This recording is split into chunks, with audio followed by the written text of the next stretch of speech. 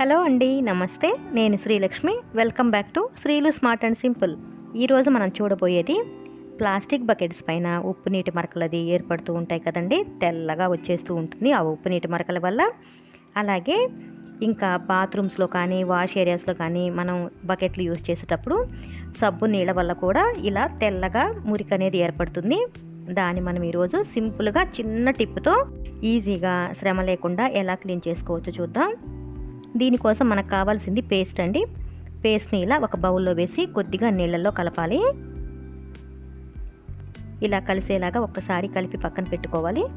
ఇప్పుడు ఇంకా ఒక స్క్రబ్బర్ సహాయంతో ఈ నీళ్ళని బకెట్ మొత్తానికి ఇలా అప్లై చేయాలి.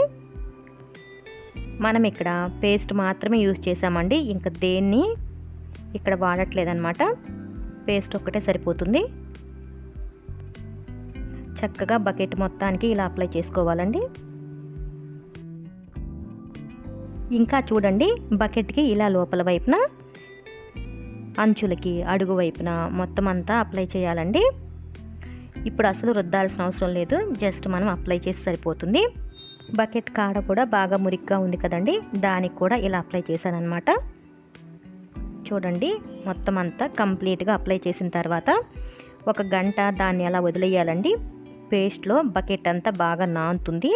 గంట తర్వాత చూడండి, ఇలా కొద్ది కొద్దిగా నీళ్లు చల్లుకుంటూ స్టీల్ స్క్రబ్బర్తో రుద్దామంటే బకెట్ అంతా మెరిసిపోతుందండి. 5 నిమిషాల్లో మీ కళ్ళని మీరే నమ్మలేరు, అంత బాగా క్లీన్ అయిపోతుంది. మురికి చాలా ఈజీగా వచ్చేస్తుందండి. చూడండి, చక్కగా వచ్చేస్తుంది అన్నమాట. మనకి శ్రమ తక్కువ అండి. మనం ఇంట్లో పని స్టార్ట్ చేసే ముందు ఇలా బకెట్కి కనుక పేస్ట్ అంతా అప్లై చేసామంటే ఇంట్లో పని అయ్యేసరికి చక్కగా నాని ఉంటుంది. తర్వాత ఈజీగా క్లీన్ చేసుకోవచ్చు. ఎంతటి మురికైనా ఈజీగా పోతుందని చెప్పడానికి నేను బకెట్ని కొన్ని రోజులుగా తోమకుండా అలా ఉంచాను. ఆ బకెట్ని నేను ఇప్పుడు మీకు చూపిస్తున్నానండి. చూసారుగా ఎంత బాగా క్లీన్ అవుతుందో. బకెట్ని తోమక ముందు ఎలా ఉందో చూడండి, ఎంత మురిగ్గా ఉందో కదా. బకెట్ అనేది తక్కువ మురికున్నప్పుడు పేస్ట్తో అలాగే డైరెక్ట్గా స్టీల్ స్క్రబ్బర్తో రుద్దితే ఈజీగా పోతుందండి. మనకి బాగా పట్టేసి ఉన్నప్పుడే ఇలా ఒక గంట పాటు నానబెట్టి రుద్దితే ఈజీగా పోతుందన్నమాట. ఇప్పుడు ఇంకా చూడండి, బకెట్కి అడుగు వైపున ఉప్పు నీళ్ళ వల్ల ఇలా పట్టేసిందండి. దాన్ని మాత్రం చివరిగా నేను ఇక్కడ స్పూన్తో గీరేసానండి. చాలా ఈజీగా వచ్చేసింది. ఆల్రెడీ మనకి పేస్ట్లో నానుంది కాబట్టి స్పూన్తో గీరితే ఈజీగానే వచ్చేసింది.